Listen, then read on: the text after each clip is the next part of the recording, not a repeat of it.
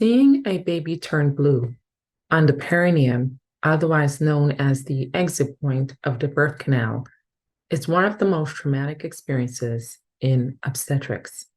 In fact, it is considered one of the very few obstetrical emergencies. It is such a critical experience that many hospitals consider a shoulder dystocia, which is the term used to describe these incidences, as a code. No different than the code of a cardiac arrest, no different than the code of someone who's acutely hemorrhaging. That's how critical and devastating the outcome can be for those who experience shoulder dystocias. In fact, for anyone who's even witnessed or unfortunately experienced a shoulder dystocia, it is one experience that most individuals will never ever forget. By now, many of you have heard about the alleged case of decapitation in Georgia. How does something like this happen? And what are things we can do to prevent it? The answers may, in fact, surprise you.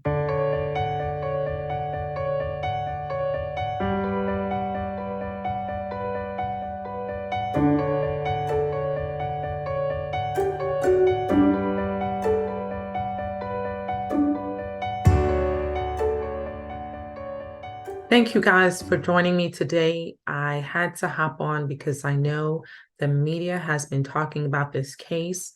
And unfortunately, as with many things that happen that are tragic, the headlines are oftentimes potentially devastating and traumatic for those who are reviewing it. So I was concerned about the potential for women who are currently pregnant to be traumatized by the headlines that basically are just the headlines of a case, but don't really give some understanding of what happened or what this particular condition is. And so I thought it was important to really hop on and talk about this topic today. To be completely transparent, I'm doing this with some caution.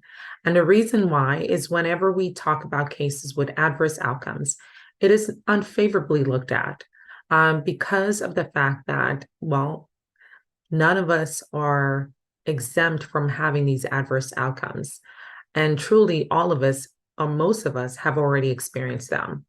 And so it's oftentimes frowned upon to speak on something that has affected a colleague. Today, as always on Healthy Bump Club, we never talk about the people, we talk about the problem. And this is why I felt that this was important for me to talk about today. The other hesitation that oftentimes happens is, as you guys know, obstetrics is one of the most litigious areas in healthcare. And oftentimes we are concerned about potentially anything that we say publicly being potentially used against us in a future case. And as always, even the best of us are not perfect. And there will sometimes be cases that come up, even if we're not at fault. And so it was with some hesitation that I decided to talk about this topic, but I'm more so impacted by the potential outcome of the headlines that read decapitation of a baby that may adversely affect women who are currently pregnant or considering pregnancy, especially women of color. As we know, the maternal mortality rate is significantly high for Black women. And so being exposed to an outcome most have never heard about could be traumatic for some individuals. And so I wanted to really take the time to talk about what a shoulder dystocia is and bring some clarity to the topic. This again, I do not have the details of the case in Georgia, so I will not be talking about that case in particular, but we'll be talking about the circumstances of shoulder dystocias and how they happen and whether or not there's anything we can do to prevent them. So let's talk about what a shoulder dystocia is. So we're on the same page. Shoulder dystocia, in layman's terms, is really when the head is delivered from the birth canal, but there's difficulty delivering the shoulders. Now, most commonly, it is the anterior shoulder, so the shoulder that's closest to the mom's pubic symphysis in that direction, then the posterior shoulder that gets stuck. There are certain high-risk factors that we have identified. So we know a very large baby or a baby that's born to a mom who's diabetic are more likely to encounter this adverse outcome. However, let me tell you guys, most of the cases occur in unpredictable circumstances. So most cases are not large babies. Shoulder dystocia, for the most part, is unpredictable and unpreventable because most of them occur in normal circumstances. There are other factors that have been considered as potential predictors of shoulder dystocias, but they have considered to be poor predictors when they have been scientifically evaluated. Predictors such as multiparity, so a mom who's had other children before. We've looked at the use of oxytocin for induction and augmentation of labor. We've also looked at the use of epidurals, and we've looked at the weight of moms, whether moms gained excessive weight during the pregnancy or whether she overall has a higher BMI, body mass index, classifying her in the unhealthy weight category, such as obesity. We've also looked at the duration of the second stage of labor. Did the baby descend rapidly or did the baby descend very slowly, having a protracted or prolonged duration? And none of these have been identified to be good predictors. Again, even in one study that looked at those who encountered shoulder dystocias, they found that the factors of a large estimated fetal weight, so a baby that has suspected macrosomia or a baby that is born to a diabetic mom, only explained 55% of the cases. The other 45% of the cases were in situations in which none of these factors existed. And overall, when we look at the number of dystocias nationwide, the majority, again, are in normal-sized babies that are born to moms who are not diabetic. So is there any other way that we can predict shoulder dystocias? And the answer is no. So far, there's really no good prediction or preventive measures. And so this leaves us at a little bit of a disadvantage because we have a condition that is associated with very severe outcomes, both for mom and for the baby, and yet very few tools in order to prevent or predict it. Now, as I mentioned, there are hospitals that have protocols for shoulder dystocias because it's considered to be an obstetrical emergency. They oftentimes will have a code associated with a shoulder dystocia, which activates certain things to happen. So, for example, with the activation of the shoulder dystocia code, it leads to additional nursing to the room. It leads to the anesthesiologist coming to the room. It leads to additional clinicians being present in the room. It leads to the pediatric team coming not just to receive the baby, but in order to resuscitate the baby. And all of these protocols are what helps to effectively resolve the shoulder dystocia.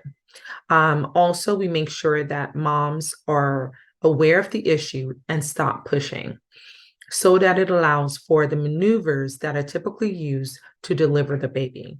So there are a number of maneuvers that are used, and going into the details of those are a little bit beyond the scope of this video.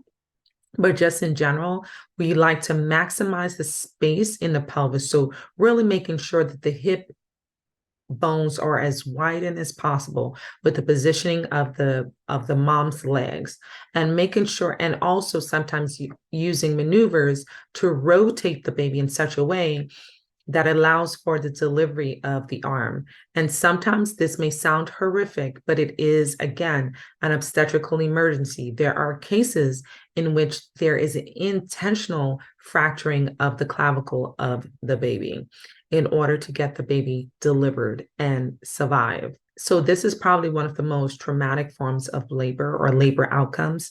So I will forewarn you, if you've had any type of trauma before, if you feel triggered by this discussion, I ask that you stop watching this video. So that being said, in very dire circumstances, so when all of the typical maneuvers are used and the baby is still stuck, there is the possibility for panic to set in. And when panic sets in, it can lead to devastating outcomes. So it's really important that panic doesn't set in and that the team is prepared to deal with this emergency. Sometimes it leads to very desperate measures, and desperate measures may include removing the baby through an emergency C-section. The baby's on the perineum, so if we're removing the baby via emergency C-section, you know that there is delivery from the baby, basically pulling the baby out of the birth canal, which is very, very risky. But again, we're talking about life-saving measures. The other possibility that, again, is very rarely done is the separation of the pubic symphysis intentionally. So in very desperate circumstances, that is separated in order to allow for the baby to deliver. And those two measures lead to extreme morbidity of the mom. So the risk and morbidity of shoulder dystocias to the mom can include the potential for postpartum hemorrhage, can lead to severe lacerations, so lacerations, uterine rupture, and lacerations of the perineum that can lead to injury of her anal sphincter. Sometimes a laceration that goes from the vaginal area all the way down to the rectum are more common in these cases. There's also the risk for nerve injury that leads to dysfunction of her lower extremities or chronic pain issues. And of course, as you can imagine, being a mom witnessing these heroic, quote unquote, heroic measures being done to save the life of your child, there are definite psychological impact. For the baby, most cases do not result in any permanent injuries. Again, let me say that most cases of shoulder dystocias do not result in permanent injury to the baby. And even more rare is the end result of death or severe brain injury due to a lack of oxygenation. There was one case that looked at babies who were affected by hypoxic encephalopathy, so brain injury as a result of a lack of oxygen, who had experienced shoulder dystocias. And when they look at those cases, they found that the median duration between the head delivery and the rest of the body being delivered was about 10.75 minutes, so just over 10 minutes. And the range was anywhere from 3 minutes to 20 minutes. Again, they looked at babies who had the adverse outcome of brain injury resulting from a lack of oxygenation, and they looked at the duration of delivery between the head and the rest of the body, and they found that the range was anywhere from 3 to 20 minutes. So that means from the time of onset of identification of the shoulder dystocia to the time of required to deliver the baby without brain injury, it can be as short as 3 minutes. That is just to give you an idea of how emergent this situation is. And just to give you an idea of how common shoulder dystocias are, it's estimated to be anywhere from 0.24%, so just under a percentage point, to 3% of deliveries. So that being said, when you consider the millions of babies that are born each year, even though it's an uncommon experience, we're not talking about something that is rare. So it can potentially have affected a few thousand babies per year to upwards of 100,000 babies per year. So there are many women who have experienced shoulder dystocia deliveries. And I will definitely tell you, I still to this day remember my first shoulder dystocia. Thankfully, it's not a common experience, but when it does happen, it stays with you for life. I was in residency and I was called to the room as part of the team to deal with the emergency. It was not let me tell you, when I tell you traumatic and rapid and emergent, it is like no different than any other emergency you can think of, whether it's a multiple gunshot wound, whether it's somebody with a severe stabbing, whether somebody having a stroke. I mean, it is really no different than all of the above. So it does lead to the triggering of emergency systems and emergency protocols in an effort to save the life of the child and also minimize the morbidity of the mom. So that's why it's so important. When this case came out, you guys, there are so many elements to this case, and maybe some of the more political and social aspects of the case, we will discuss in a separate episode because there are layers to what's going on. That being said, I will say that one of the things that is alleged in the case was the lack of notification of the parents. And when I look at some of our protocols for and this by no means is a dig to our national organization. This is just something that we may want to pay more attention to. When I looked at some of the protocols for our obstetrical emergencies, I found that, yeah, we have instructions as to how to deal with the emergencies from a medical perspective, but there's really never a section that deals with how do you deal with acute trauma, right? From a psychological standpoint.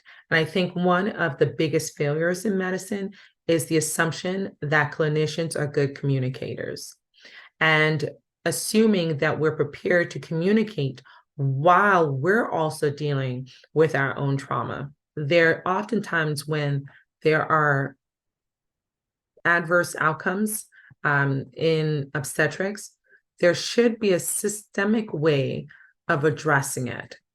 And we need to prioritize or acknowledge the acute psychological trauma to not just the parents, because that is obvious. Obviously, the parents are and the family members are more likely to be psychologically traumatized, and there should be a protocol to deal with that. And I think that's something that's lacking in medicine. We do, as much as we include different members of the healthcare team, whether it's the anesthesiologist, the pediatric group, nursing, and additional clinicians to be in the room, we should also include in our protocol the presence of a therapist, someone who is skilled to deal with acute emergencies, traumatic experiences on the spot, and also a follow-up or intervention for the clinician and the team that witnessed that emergency. And you would think that this is something that I think is becoming more this is a gap in medicine that I think is becoming more recognized because of the pandemic, because there are so many providers who were affected, providers in nursing and respiratory therapists and anesthesiologists in particular, and other staff members of the healthcare teams that were so negatively impacted by the pandemic that they left their jobs and left the field because their trauma, their psychological trauma of seeing repeated deaths was too great to continue to serve in the field. And to this day, there are still clinicians who are struggling and are continuing to deal with the traumatic experiences in order to continue to put food on the table for their family members, to be able to eat, have a shelter over their heads, that they have decided to deal with their trauma or sometimes not deal with their trauma, just in an effort to be able to feed their families. It's unfortunate that these really adverse outcomes are leading us to recognize these needs, but in a way, this was overdue. And it has been overdue for us to really understand the need for help with communicating in the midst of trauma, when to communicate, how to communicate with a patient who has had a very adverse outcome. Because I think one of the challenges is even when you know that you have dealt with a condition such as shoulder dystocia, and there are others, like I'm witnessing an amniotic fluid embolism. And if you know anything about that, that too is unpredictable. That too is unpreventable. And you just have to deal with the emergency as it happens. And I remember the detail from that, and that happened also in residency. Is there any physician that is exempt from experiencing adverse outcomes like these? No. In fact, once in my training, I remember one of my mentors used to say all the time, if you have not experienced an adverse outcomes, it means you probably haven't done enough cases. And that was his way of sharing that there are things that are out of our control. And the more you do, and the more you see, and the more patients you care for, you're going to eventually encounter something that is out of your control. And you just do your very best. You train and you try to prepare for it as much as you can. And so there are trainings and simulations to try to help clinicians deal with shoulder dystocia so that our skill sets are at their best, just in case we experience these outcomes. But again, they're not preventable and they're unpredictable. And so even though we have come very far in dealing with obstetrical emergencies to the point where we do have codes specifically for OB, there's still much more to be done to really help, not just with the dealing of the situation, but the aftermath. And I'm glad that we've gotten to the point where we have maneuvers and protocols that help us to deal with emergency circumstances. Now we're in a season and in a time frame where it's time to deal with the aftermath better. And reading the information that I've read about this particular case so far, that again is coming through the media and not through me reviewing the chart or the case, I will say from the information that's being released or shared, that has been primarily from the parents and their legal representation, does seem to show that there was a failure in the communication to them after the incident occurred and an attempt to unfortunately cover it up, allegedly. So we have to get to a point where even when things are difficult to share and there's news that's difficult to share, that we train our healthcare teams to be able to deal with those difficult circumstances. But it's important for us to talk about these hard topics and these adverse outcomes so that the public is more informed and aware that they do exist and aware of the limitation of science, but also makes us aware and work together as a team, patient with clinician, and other members of the healthcare team to minimize these outcomes. So making sure that in some ways moms are informed, so that if they do recognize that they're experiencing an obstetrical emergency, they feel a little bit more in control of the situation, even though that in of itself is limited, because you can't be that much in control in emergency. It's better to have a clue of what may be going on, even in the midst of an emergency. I hope that makes sense. That being said, I hope this brought some enlightenment to the obstetrical emergency known as shoulder dystocias. And hopefully, as we continue to evaluate these outcomes, and again, sometimes it's hard to come up with protocols for something that is less common. And also where there is really no standard of definition across the country. As the shoulder dystocia, so that's one of the limitations of the research, is that not every hospital, not every region, not every state defines it exactly the same. So until we have some standardization and some consistency in data collection for something that is less common, it's really difficult to come up, understand it well enough to come up with life-saving measures. So hopefully we will have further advancement of understanding of this phenomenon for as many babies that are able to rotate correctly coming through the birth canal. There are many babies that don't rotate correctly. Like we take for granted that the birth canal is just this automatic process that babies start out at the beginning and they somehow come down towards the ending and they come out, and then that's the perfection of childbirth. But childbirth is filled with what's unknown to the public. The process of childbirth is filled with these very intricate maneuvers as the baby rotates through the birth canal in a certain way that allows for the largest diameter of the baby's head, for example, and the shoulders to fit at an angle that is accommodated by the mom's pelvis.